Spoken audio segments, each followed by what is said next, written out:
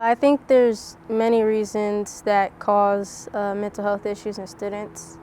Like school is a big one. We get lots of work, and then kids are in clubs or activities and athletes. Academic pressure is definitely a main cause of mental health issues, especially in students or in high school. If you don't have a good belonging in your school with academic pressure on top of that, that definitely is a cause of a lot of mental health struggles in students.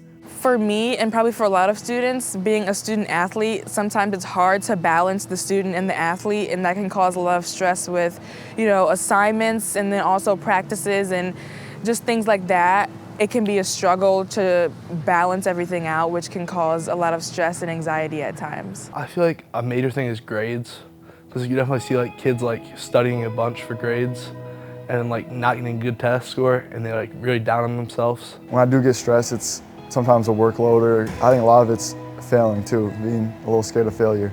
And I think that's what, at the end of the day, it's what it is. You have too much work, so you're scared you're gonna do bad on something. I feel like a lot of it is fitting in with standards that some people set, because there's always a different standard every day. Like in middle school, they're like, okay, we're gonna prepare you for high school, and then high school is preparing you for college, and I just feel like there's kind of this missing part about just kind of enjoying where you are in life, so I feel like it's kind of stressful when you just have to keep looking forward instead of just being able to enjoy where you are at in life right now.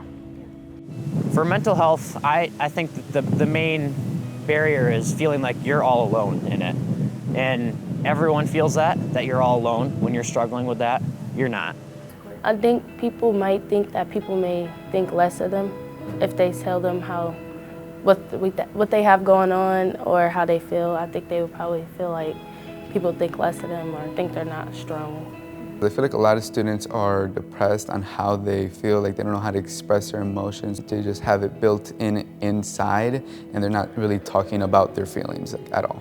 I think it's trust, with who you can tell and who you can't, because they don't know who they can. So I think trust is a big barrier for people. I feel like our counselors do a good job. We have 2 counselors who are our academic advisors who focus on scheduling and classes and things like that. And then we have at least 4 other counselors who focus more on the mental health side of things, which I think is very helpful to have kind of those 2 different sources where you can go, if you need help academically, you can go somewhere, and then if you need help just in your personal life, you also have other resources for that.